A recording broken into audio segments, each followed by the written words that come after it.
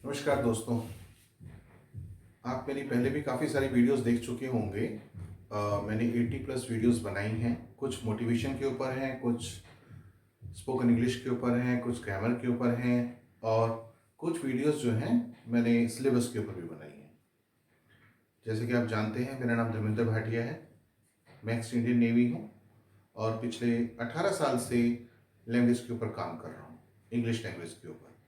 तो आज मैं आपके सामने लेके आया हूँ ट्रांसलेशन चैप्टर 1 बहुत आसान तरीके से। अगर आप मेरे ये 20 वीडियोस जो मैं ट्रांसलेशन को लेकर बनाने जा रहा हूँ, अगर आप इनको एक एक करके ध्यान से देखेंगे तो आपकी प्रॉब्लम ट्रांसलेशन को लेकर काफ़ी हद तक ठीक हो जाएगी, दूर हो जाएगी। तो चैप्टर 1 है और आप इस वीडियो को ध्यान से देखिए। जो चीज़ें मैं आपको बताऊंगा वो ध्यान से सुनिए, कॉपी में नोट कीजिए और जब 20 वीडियो पूरी हो जाएंगी तो आप बहुत सारी चीज़ें बनाना और बोलना सीख चुके होंगे। आप बोलेंगे बोलना कैसे सीख लेंगे? तो बोलना, देखिए, मेरा मानना है चाहे हिंदुस्तान के लोग हों, श्रीलंका के हों, पाकिस्तान के हों, नेपाल के हों या और जहाँ जहाँ हमारे नॉर्थ इंडिया के लोग गए हुए हैं, वो अपनी बात जब इंग्लिश में कहना चाहते हैं तो उसके लिए बेसिकली ट्रांसलेशन काम करती है। वो बंदा चाहे कहीं का भी रहने वाला हो, अगर उसके ब्लड में इंग्लिश बचपन से नहीं आई है, यानी कि बचपन से उसको ऐसा एनवायरनमेंट नहीं मिला है कि इंग्लिश बोली जाती हो, तो ट्रांसलेशन मेथड ही बेस्ट मेथड है। हमारे बच्चे प्राइवेट स्कूल में पढ़ते हैं, अलग अलग स्कूलों में पढ़ते हैं, प्राइवेट स्कूलों में, पर फिर भी उनकी इंग्लिश उस तरह की नहीं हो पाती है जैसी होनी चाहिए, क्योंकि कहीं ना कहीं अपनी बात को इंग्लिश में रखने के लिए जो ज़रूरी चीज़ें हैं वो उनको नहीं आती हैं। तो दो चीज़ें आपको इसमें हेल्प करती हैं। पहला है रूल कौन सा लगे और दूसरा है कि एप्रोप्रिएट शब्द कौन से हों। तो मैं आपको बहुत ही आसान तरीके से ये सब चीज़ें धीरे धीरे करके बताऊंगा मेरी आने वाली 20 वीडियोस के अंदर। ये मेरी पहली वीडियो है, आप ध्यान से देखिए। मैंने इसमें बताया कि इज एम आर का इस्तेमाल हमें कैसे करना है, कब करना है। और इसमें एक ध्यान देने वाली बात है कि मैंने एक्शन नहीं लिखा। Subject is am are remaining things time, यानी कि अभी हम उस वाक्य को टच नहीं करेंगे, किसी भी वाक्य को जिसमें क्रिया होगी, एक्शन होगा, वो आने वाले टाइम में मैं आपको बताऊंगा। तो सिर्फ सिंपल इज एम आर का इस्तेमाल कब कब करते हैं, किन बातों का ध्यान रखते हैं, और ऐसे किसी वाक्य की इंग्लिश बनानी हो जिसमें इज एम आर आता है तो कैसे कैसे हमें उसके ऊपर काम करना है। तो सबसे पहले मैं आपको सेंटेंसेस के हिसाब से समझाता जाऊंगा। वह बुद्धिमान है, वह समझदार है, वह काला है, वह गोरा है, वह सुंदर है, वह बेईमान है, कामचोर है, फिजूल खर्च है। तो किसी की विशेषता बतानी हो, गुण या अवगुण बताने हो, गुड या बैड क्वालिटीज बतानी हो, तो उसमें हम इज एम आर का इस्तेमाल करके कैसे अपनी बात रख सकते हैं, ये उसका एक एग्जाम्पल मैं दे रहा हूं। वह बुद्धिमान है, वह बुद्धिमान है में ये नहीं पता चला कि मेल की बात हो रही है कि फीमेल की बात हो रही है। अगर आपको लगे वो मेल है तो आप उसके लिए ही लगा दीजिए। मैं ऐसे करके एक करके हर चीज आपको समझाता जाऊंगा। और अगर वो लड़की है, महिला है कोई, तो शी लगा दीजिए। तो ही या शी दोनों में से कोई एक लग गया। अब हमें रूल के हिसाब से सब्जेक्ट आ गया हमारा ही या शी। सब्जेक्ट का मीनिंग मैं आपको पहले भी अपनी कुछ वीडियोस के अंदर बता चुका हूं। सब्जेक्ट का मतलब जिसके बारे में बात हो रही है। तो अगर मैंने मोना की बात की तो मोना बुद्धिमान है तो मोना सब्जेक्ट हो गई। मेरा भाई बुद्धिमान है तो मेरा भाई सब्जेक्ट हो गया। राहुल बुद्धिमान है तो राहुल सब्जेक्ट हो गया। अहमद बुद्धिमान है तो अहमद सब्जेक्ट हो गया। यानी कि जिसके बारे में बात हो रही हो वो सब्जेक्ट हो गया। तो ही या शी, इसके साथ हमें इज लगाना है, क्योंकि इज एम आर। इज कब लगाना है हमें? ही, शी, वन नेम और इट, इनके साथ जो सिंगुलर चीजें हैं इनके साथ हमें इज लगाना है, आई के साथ एम लगाना है, और जो बाकी बच गए जैसे you, we, they, plural names, वहां आर लगाना है। तो ही या शी इज इंटेलिजेंट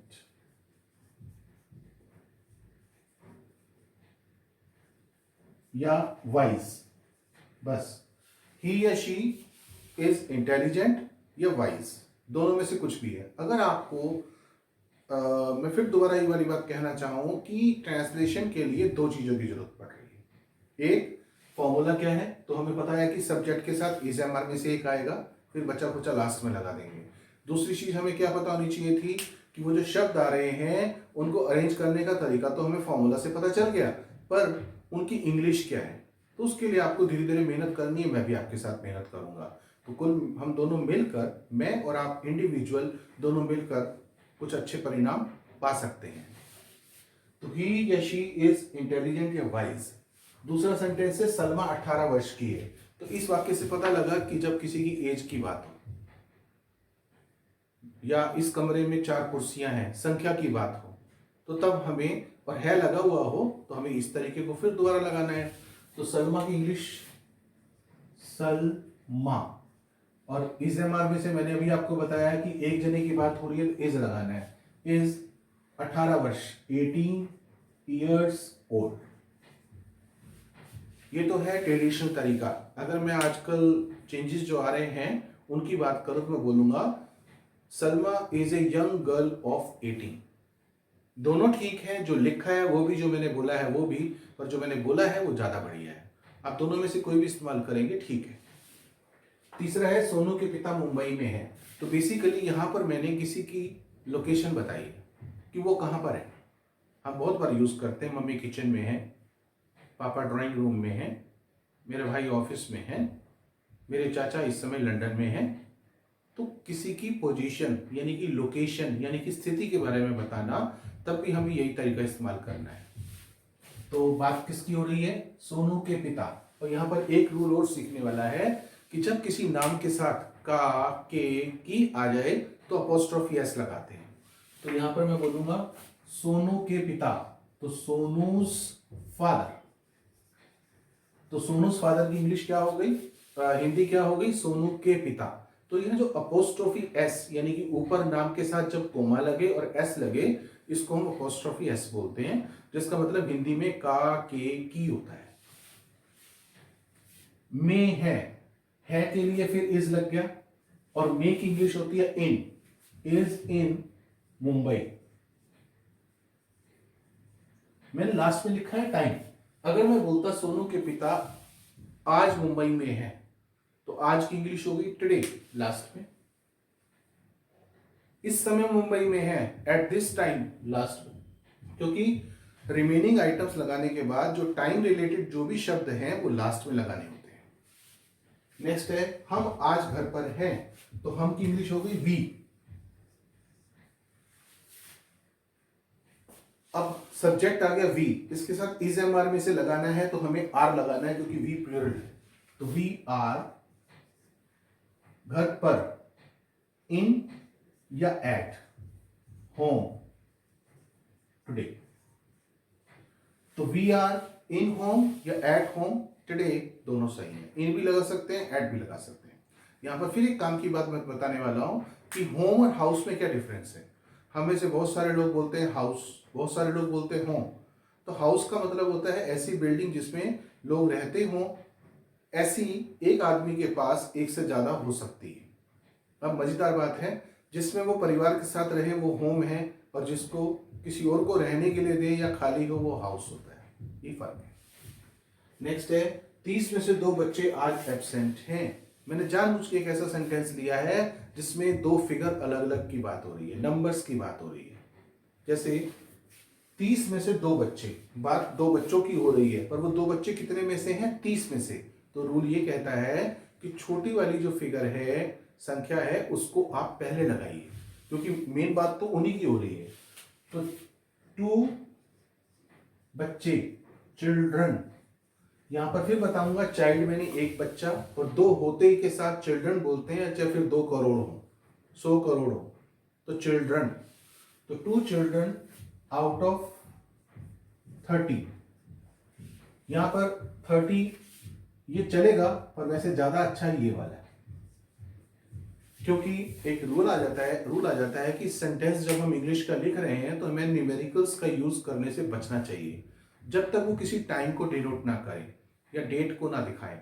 जैसे 15 अक्टूबर, 15th, तब 15 वो वाला आएगा। 2 o'clock, 2 o'clock, तब ठीक है, अदरवाइज अवॉइड करना चाहिए। तो 2 चिल्ड्रन आउट ऑफ 30 अब बच्चे क्योंकि 2 हैं तो आर लग जाएगा, are absent today, are absent today, तो आज एब्सेंट है। इस कमरे में 4 कुर्सियां हैं। यहां पर फिर एक नया रूल सीखने को मिलेगा। जब कभी किसी सेंटेंस को शुरू करने के लिए आपके पास सब्जेक्ट ना हो, यहां पर हमारे पास वह, फिर सलमा, फिर सोनू के पिता, हम, 2 बच्चे, ये सारे सब्जेक्ट थे। पर इस वाक्य के अंदर कि इस कमरे में 4 कुर्सियां हैं, जनरली ऐसे वाक्यों में सब्जेक्ट नहीं मानते हम कि नहीं है, तब हमें इट और देयर का इस्तेमाल करना चाहिए। या तो इट यूज करना है या देयर यूज करना है। फिर किसी वीडियो में बताऊंगा कि इट कब लगाते हैं, देयर कब लगाते हैं। तो अभी फिलहाल देयर, देयर भी 2 तरह के होते हैं। एक THERE, वो ये मैंने लगा दिया। एक होता है THEIR। उस देयर का मतलब होता है उनका, उनके, उनकी। अच्छा, उनका, उनके, उनकी भी हम 2 तरह से बोलते हैं हिंदी में। पापा वहां खड़े हैं तो मैं बोलूंगा उनका पेन, और 2 बच्चे वहां खड़े हैं तो बोलूंगा उनके बैग्स। तो यहां पर उनका, उनके तो मैंने दोनों में इस्तेमाल किया। पापा के मामले में मैंने रिस्पेक्ट देने के लिए यूज किया, तब तो लगेगा हिज। और जब मैंने बोला 2 बच्चे खड़े हैं, उनका देख के, उनको देख के बोलता हूं उनके बस्ते, उनके बैग्स, तो देयर THEIR यहां पर आया। इसका मतलब ये हुआ कि जब प्लूरल की बात कर रहे हो, उनका, उनके, उनकी के लिए तो THEIR लगेगा। और जब एक मेल है, रिस्पेक्ट देने के लिए मैंने उनका बोला तो हिज लगेगा। फीमेल है, रिस्पेक्ट देने के लिए उनका बोला तो हर लगेगा। तो देयर के साथ आर। अब सवाल यह है कि क्या देयर के साथ हर बार आर लगाना है? नहीं, ऐसा कुछ भी नहीं है। वो डिपेंड करता है कि हम आगे क्या बोलने जा रहे हैं। मान लीजिए मुझे बोलना होता कि इस कमरे में एक मेज है, तो there is 1 table in this room. पर मैंने जब बोला कि इस कमरे में 4 कुर्सियां हैं, तो प्लूरल हो गई। तो उनको देखकर हमें यहां पर एसएमआर में से क्या लगाना है वो सोचना है। तो there are 4 chairs in this room, इस कमरे में। सीमा का भाई मेरा दोस्त है। अभी थोड़ी देर पहले मैंने आपको बताया था किसी नाम के साथ का, के, की लगाना हो तो अपोस्ट्रोफी एस, का, के, की का काम करता है। तो सीमा का भाई, तो सीमा's ब्रदर।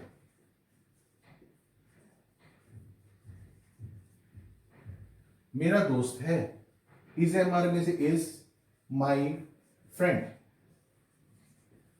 उसके बाद है इस समय रात के 9 बजे हैं।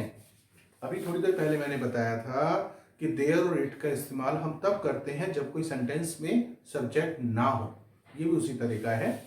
तो इट इज 9 PM नाउ, और एट दिस टाइम भी बोल सकते हैं। अब यहां पर मैंने इट का इस्तेमाल किया, देयर का इस्तेमाल नहीं किया। हालांकि मैंने आपको कहा था कि मैं आपको किसी और वीडियो में इसके बारे में अच्छे से समझाऊंगा कि इट कब लगाते हैं और देयर कब लगाते हैं। पर अब मेरी जरूरत है तो मैं आपको थोड़ा बताता हूँ। मौसम के पहले, नॉन लिविंग थिंग्स के पहले और टाइम के पहले हमें इट का इस्तेमाल करना चाहिए। तो उस हिसाब से it is 9 PM now, at this time. Next है लंदन इंग्लैंड में है। तो कोई चीज किसी चीज के अंदर है। जैसे दिल्ली भारत में है, मुंबई भारत में है, उसी तरह से लंदन इंग्लैंड में है। पापा ऑफिस में है, अभी मैंने बताया था। किसी की स्थिति बताना, ये चीज, जगह की, कंट्री की स्थिति बताना। तो लंदन इज इन इंग्लैंड। और लास्ट में है मैं एक टीचर हूं। बहुत सारे लोग बोलते हैं मैं एक टीचर हूं, मैं एक बिजनेसमैन हूं, मैं एक एक्टर हूं, मैं एक गरीब हूं, मैं एक अमीर हूं, मैं एक व्यापारी हूं। ऐसे करके अपने बारे में इंट्रोडक्शन देना, तब भी हम इस एमआर का इस्तेमाल करते हैं। यहाँ पर क्योंकि मैं की बात हो रही है तो आई आएगा, तो आई के साथ हमेशा एम आता है। अब यहाँ पर मैंने बोला आई के साथ हमेशा एम आता है जब इस तरह का कोई सेंटेंस हो विदाउट एक्शन वाला। पर हमें याद रखना है कि हर बार ऐसा नहीं होगा कि सिर्फ एम ही आए। अगले किसी एक चैप्टर में बताऊंगा आई के साथ हैव आता है, फिर किसी एक में बताऊंगा वॉज आता है। तो वो चेंजेस आते रहेंगे। मैंने इसलिए बोला कि इस तरह का कोई सेंटेंस होगा तो। और दूसरी तरफ अगर मैं बोलूं तो मैं बोलूंगा एम सिर्फ आई के साथ आएगा, और कोई पॉसिबिलिटी बनती ही नहीं है कि एम किसी और के साथ आए, ए एम एम सिर्फ आई के साथ आएगा। पर मैंने अभी अभी आपको सावधान किया कि आई के साथ इस तरह के सेंटेंस में तो एम आएगा, वैसे कुछ भी आ सकता है, वो डिपेंड करता है कि टोन कैसी है, वो आने वाले टाइम में मैं आपको बताऊंगा। तो I am a teacher, I am a politician, I am a policeman, I am a defence personnel, ऐसे करके आई के साथ एम और आगे जो बात कहनी है। Thank you. उम्मीद है कि आपको ये समझ में आ गया होगा जो मैंने इस वीडियो में बताया है। मेरी रिक्वेस्ट है आप लोगों से, सारे जो वीडियोस में आने वाले टाइम में बनाने वाला हूं, आप उनको देखिए, लाइक कीजिए, शेयर कीजिए, सब्सक्राइब कीजिए, तो आप जैसे कई भाई बहनों का भला हो जाएगा। Thank you.